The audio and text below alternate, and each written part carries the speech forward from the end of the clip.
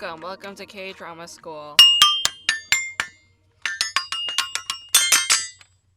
Welcome. Nice to be here. Good to see all of you. I have a quick thing to share with you. If you're watching the video version of this, you will see that I'm wearing this hat. It's like lambskin, sheepskin sort of material, and then it's like a conductor's hat.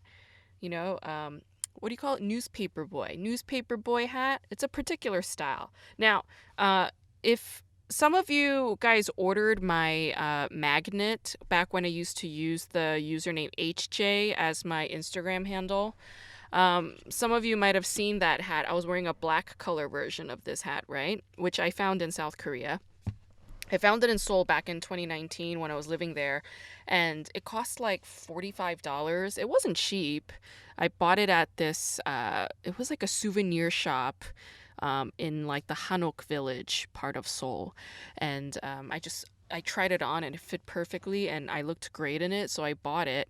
And then literally like not even a month later, I lost the hat. I went to see Aquaman and it cost me like $36 to see it because I was watching it in one of those fancy movie theaters. And then I guess I took it off and I don't know, it just got lost and I couldn't find it anywhere and it was devastating. I was so sad. So I went back to that same souvenir shop because I remember there was a black one and then like this beige colored one. And I bought the black one because, you know, I preferred it. But then the beige one was also gone. And this was like when winter was about to like, you know, we were towards the end of the year. Or was it like early 2020? It might have been. No, this was early 2019. Okay, it was early 2019. And so, like, you know, winter was fading out and, you know, spring collection stuff was coming in. So even though I went to like Myeongdong and all those shopping areas, none of them had that hat. It was just gone. And I remember being super bummed out, right?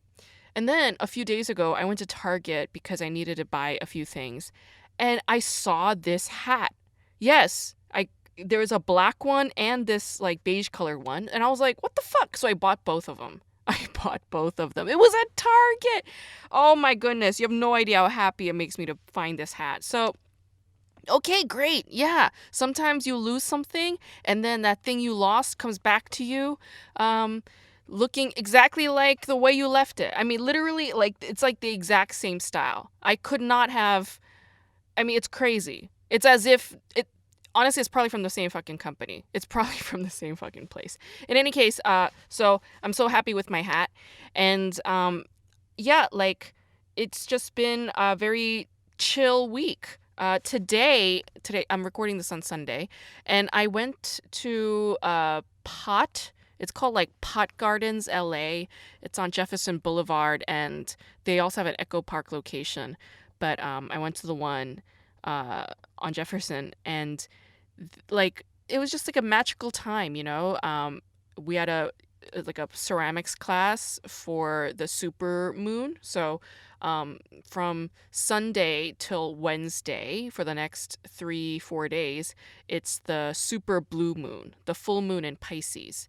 And it's a very special full moon because this is the second full moon of this month. The first full moon was earlier this month, early August, and now this is the big one, the second super full moon, and it's called a blue moon. So this is the super blue moon in Pisces, and that's what's coming up. So this ceramics class was in celebration of this full moon, and so we go in and then we just make whatever we want. So I made like an ashtray which can hold my weed, and it can also hold Palo Santo, and it can hold my incense. So I made this little tray. I also made like a little soap dish slash I don't know, it's like a little slab that I could hang up on a wall, or I could like put it near my altar, or maybe I could hold keys on it. In any case, super cute. And I made a little bowl. And then like our teacher Sasha, she went around like with two different types of dust, and she was like, one of them is for manifestation, so it's like manifest and we sprinkle the dust on it, and the other one is called how do you say, like release, or push out. It's about like clearing, yeah, so like getting rid of bad energy. So I took some of that too and I put it in the bowl that I made. And I was just like, this is exactly the kind of class that I want to be taking all the time, you know? Like it's ceramics, it's pottery, so it's something I enjoy. That's like this is the second class that I took this month and I fucking love it. I want to keep taking more classes there. And also it's like mystical, you know? Everybody there is into zodiacs and astrology, and they're into the moon phases, they're into crystals, they're into incense and prayer and altar. They're into that, and I like it. I'm into it, you know? And I was like, this is my vibe. This is really, really the kind of space that I want to be in. And yeah, so really magical time. If you guys have not taken a ceramics class ever before, like aside from, you know, when you took like a pottery class when you were a little kid, I really encourage you to take it because it's just, there's something really fun and earthly and grounding about touching clay, you know? And our teacher mentioned this. She was like, you know, clay has both earth and water and air elements. You know, you take all of those things and then you add it, and then you add fire to it because we take it to the kiln. So it has like all of the basic elements that make up the zodiac, make up the Western astrological chart, and yeah, like it's part of who we are as individuals here on Earth too. We're made of the same stuff that the Earth is made of. So there's something really like stabilizing and supporting and rooting and grounding about ceramics that I quite enjoy. And it's tactile. You know, you get to touch with your hands and make something with your hands.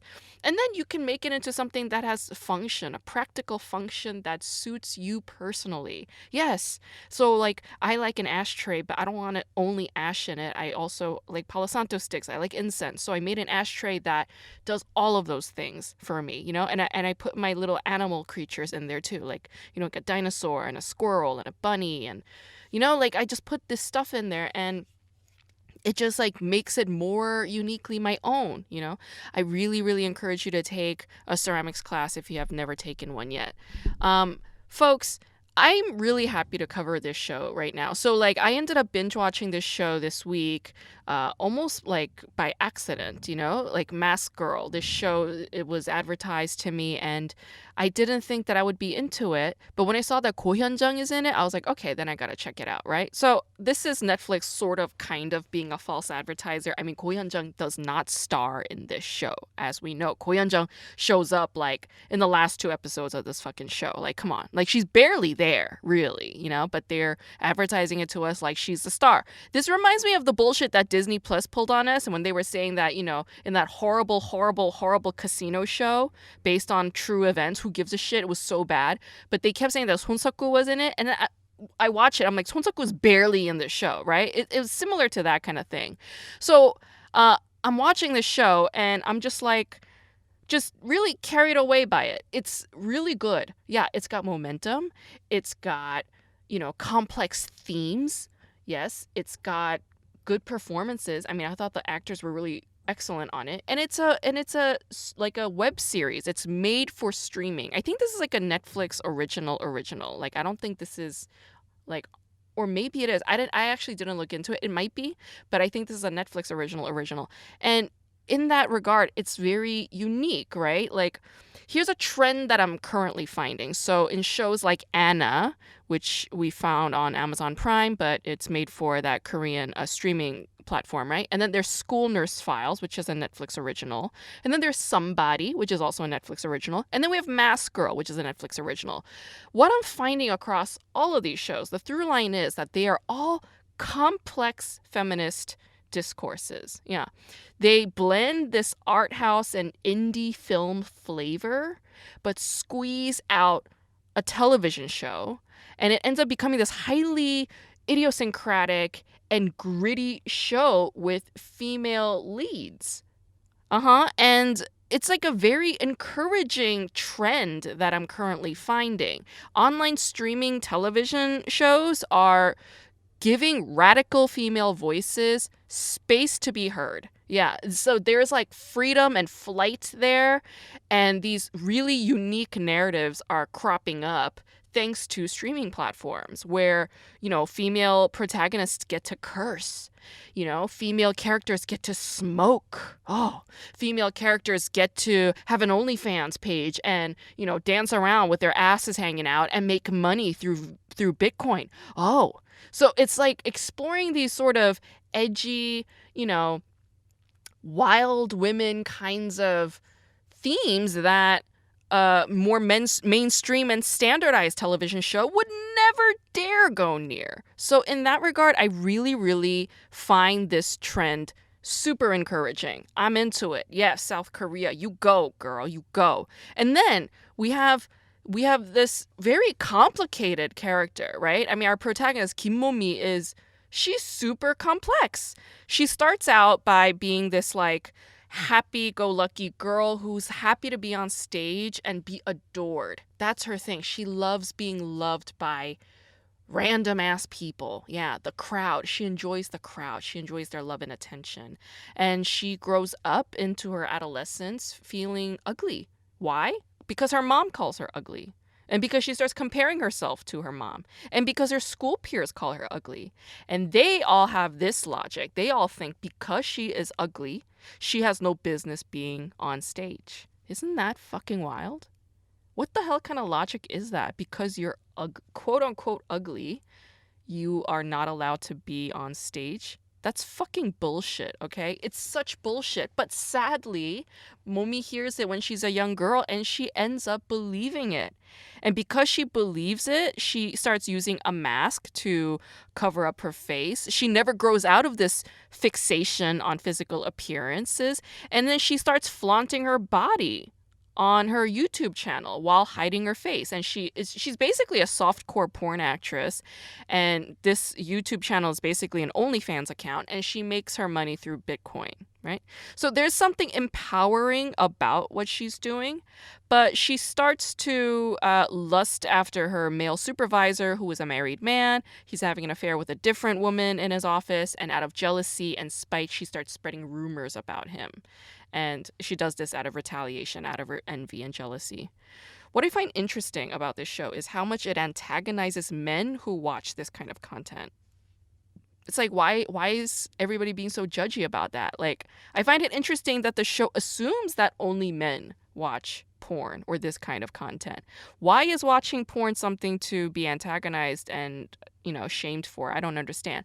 And I think at the heart of it, there is something valid about that. It shows or expresses the woman's disdain for being objectified, for being a woman, for having a woman's body. And I feel like that is valid. Oh, yeah, I totally, that's validated. I honor that. Yes. However, we have to remember something. Okay, first of all, the camera is designed to buttress and prioritize the male gaze. This is theorized by Laura Mulvey. This goes back, to the beginning of cameras, to the beginning of early Hollywood cinema, okay? All of that is centered on the male gaze. It's built to support the male gaze. And what Momi does, she plays into this world by assimilating to the male gaze, right? She wears a mask, but she wears pretty eye makeup.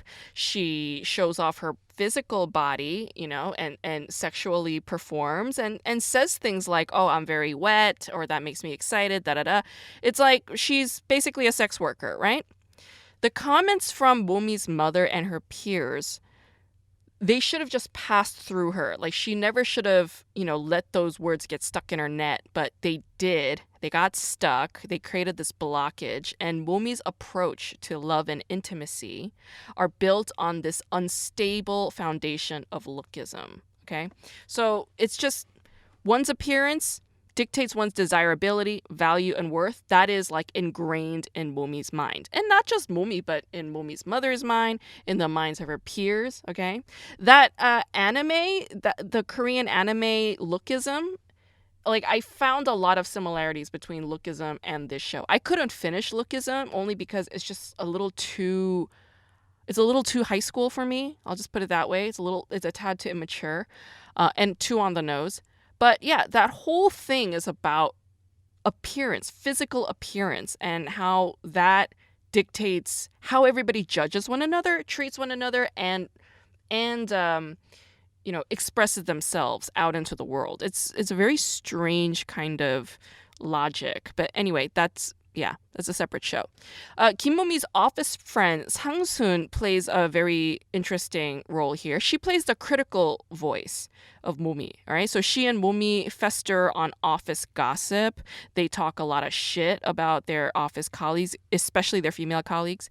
They spread a lot of toxicity. Sang-soon's comments are also very antagonistic of everything that Momi worships, like her boss at work, like her YouTube channel, Mask Girl's YouTube channel. Whereas her friend critiques this, Momi feels an insecurity because she's like, well, I'm also part of this world, right? She's like secretly a part of this world and she's ashamed of it. I read Sang-soon as Momi's inner critic in her mind. Yeah. Like even though Sang-soon is an actual physical character in a supporting role, I see Sang-soon as like a judge, like Momi's inner judge in her own mind. Momi doesn't have to live with this voice as a part of her world, but she can't help but do so because of how women are constructed in our urban society, right? An educated woman, for instance, wouldn't necessarily think or care about these things, right? That are quote unquote shallow, like your physical appearance, like your physicality, like, whether or not you're desirable as a woman, right? Like an educated woman who is down with feminism, she would not care about these things. But then how does the rest of the world treat a woman? Does the rest of the world treat a woman based on these feminist standards and values? It does not. It does not. So Momi's assimilationist mentality is actually to survive in her society, right? Okay. Also, it's very important to make this distinction. How much of the critical voice that Sang-soon and Momi play off of when they're talking shit in the office, how much of that critical voice comes from an actual, real feminist place?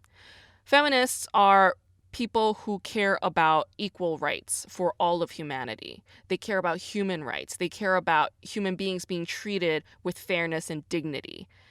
Okay, so that is what feminism is. But then the way that Momi and Sang-soon talk, okay, that talk is fueled by jealousy, competition, resentment. I mean, it's super toxic, right? That is not feminism. No. If women want to lean into that and call it feminism, that's just a big fat excuse. It's a big fat lie. That's not at all what feminism stands for. Feminism stands for everything but those things.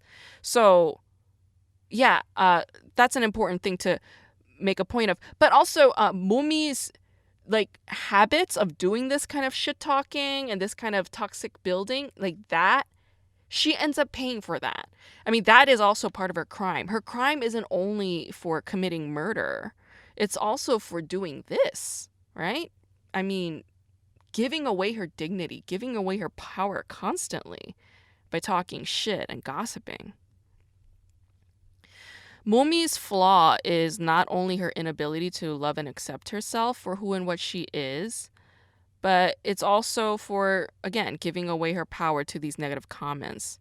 Momi ends up getting plastic surgery and she radically alters her facial appearance, but her life isn't all that different from when she looked like herself in her former life, right? She's still a softcore sex worker. That's the great irony. Like, after she ends up getting this plastic surgery to look like this quote unquote beautiful woman that she's always wanted to be, her life is not that different. She's still flaunting her physical appearance to get attention from people, but now she's also a fugitive and a murderer. So her life is actually shittier than before the surgery. Due to the omnibus quality of this storytelling format, we can experience this world through multiple characters. Even Momi's character isn't one character. She is played by multiple different actresses from her youth all the way to the point when she is in prison. Like, all different kinds of actors play Momi at different stages in her life. But I really appreciated Oh-nam's character, the male character, right? He was played by the wonderful An jae-hong. An jae-hong is an actor I love. We all know him from Reply 1988. He played the older brother. And he's just, I think, a supremely talented actor. And he was excellent in this role. I'm so happy whenever he's on TV. And Jae-hong has this bit of a Hitchcock psycho like lifestyle or relationship with his mother. There's this emotionally incestuous relationship with his overbearing mother hye-ran, who does everything she can to keep him near, including being emotionally abusive towards him. And then jae-hong ends up dying. And after he dies, hye-ran's whole life is about getting vengeance for her son. I mean, yeah, like, it's really sick psycho shit, right? But I felt very how do I say, emotionally, I don't know, like I felt my heart going to Jae-hong, his Jae-hong's character, because he's just so like repressed. He's so emotionally and socially stuck because of his mother and the poison that she fuels his mind with, and it makes intimacy very difficult for him. But the omnibus narration style of this show also made it kind of, the show was somewhat disjointed because of it, right? Like, I didn't have a feeling like, oh, this is one consistent blanket that I can always cozy up with. It felt like different shows happening all at once for me. And that was like a little bit uncomfortable at times. There were literally times when Momi is completely excised from the story world. Like, completely, especially when we're following her daughter Mimo's storyline, right? Mimo translates literally as beauty. Yeah, when they say like, oh, like Mimo or miin, they mean somebody beautiful. They're talking about physical beauty. So her class laughs when Mimo introduces herself as Mimo, right? Because they're like, why is she calling herself beautiful? Mimo feels unloved and unwanted by her caretaker, which is her maternal grandmother, and she grows up with with all these emotional issues. She's less preoccupied with her self-image like her mother is, and like her grandmother is, quite frankly. She's unlike her mother in that regard. She expects to be loved for who and what she is, whereas her mother, Momi, felt like she needed to be beautiful and entertaining in order to receive people's love. But Mimo is very, very different. She's just like, love me just as I am for existing. I feel like I deserve love just for being here on this earth. And that is the right attitude. That is the right attitude. Although it is kind of stuck in this place of, again, resentment and blame. And she can't help but be such, because she was an abused child. In this regard, though, Mimo is a beacon of hope in this story world because everybody, steps in to rescue her. Her grandmother does, her mom, her best friend. Everybody tries to rescue her. And it's because I think Mimo represents this pure desire to be loved for who and what she is. She's not at all about that lookism worlding like everybody else is caught up in. Did you notice that Mimo's best friend Ye-chun, her name is basically, it's like similar, like Momi names her daughter Mimo, and then Momi's hostess bar best friend was Chune, right? But if you take Chune and then make it backwards, it becomes Ye-chun. So Ye-chun becomes Mimo's best friend when they're kids. I was like, oh, that's like an interesting little Easter egg. Chune's storyline, devastating. She was in love with a high school boy, and he took advantage of her. Yeah, because she felt ugly, but he gave her attention, and she's like, oh my god, I must be something special. But he was exploiting her, basically using her as an ATM. He literally calls her an ATM. Okay, this boy, his name is Puyong. Puyong is a classic example of what I would call a fuckboy. Yeah, there were a lot of these when I was growing up, for sure. They were all Korean. No, they weren't all Korean. Actually, there were a few white boys who were just like this too. But man, I mean, that's such a fuckboy move, Like, these boys are the same exact type as, the quote-unquote pretty girls who use their appearance to get stuff, right? To make money. These boys use their affection and charm to swoon girls who feel like they're less desirable for whatever reason, and they take advantage of them, right? By exploiting them for money. This is fucking sad. And also, what is Puyong's deal? Why does he feel the need, to be like a fucking teenager and prostitute himself for money like this from other kids in his own community, in his own school? I mean, what made him so mangled emotionally and mentally to go around behaving this way It's truly sad. It is really, really fucking sad. And what does Trina do? Trina, she, retaliates in the biggest way. She uploads compromising photos of him and ruins his K-pop career. Ends it, right? So, I don't know, like, on the one hand, okay, did this boy Poo-young have it coming to him? Yeah, I guess. He was like a shitty kid, but, is it worth enacting that kind of vengeance on a person? I don't know. That's something to question. Kind of reminds me of like that whole situation with the hometown cha-cha-cha. Remember when that actor was called out right after the success of that show? He was called out for coercing his girlfriend into getting an abortion. No, come on. Like, she got an abortion. She's the one who got an abortion. He was a part of that decision, but she's the one that ended up getting that abortion, okay? Hello. Also, like, why would you want to fucking keep a baby that he doesn't want? If you keep it or get rid of it, it's up to you. The choice is yours, girl. That's your body. You get to choose and do as you please with that body of yours, okay? Yeah, like, she just felt dumped. Right? She felt dumped. She felt rejected. So she retaliated by going online and talking shit. And it did impact his career. And he tried to kill himself, right? What a fucking drama queen. On all levels. Everybody involved in that fucking thing. Drama queen, drama queen, drama queen. And this is the same case for this kid, right? This boy, he's being a drama queen. Like, drinking all the time, not working. He ends up becoming a scrub.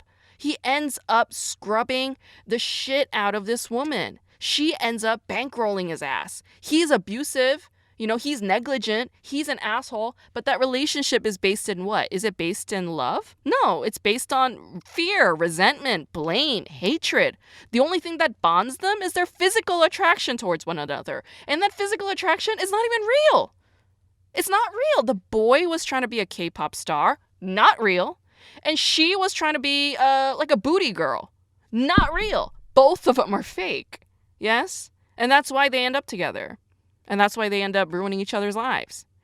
I think Trina's storyline was the most heartbreaking for me. Only because like I was relating to her storyline in some way. Like, my adolescent self was relating to that storyline. Since I was young, I felt this need to please other people. Like, I needed to buy their affections. Like, I needed to buy their respect. Like, I needed to buy their attention. But that's not how it works. It's not. There's literally nothing for me to give anybody in exchange for love. Not a single thing. Because love is and should be unconditional. Yes? Does South Korea and the Korean diaspora community place a lot of emphasis on physical appearance? Yes. Hello. Where do you think Korean beauty standards come from? Where do you think Korean beauty products come from?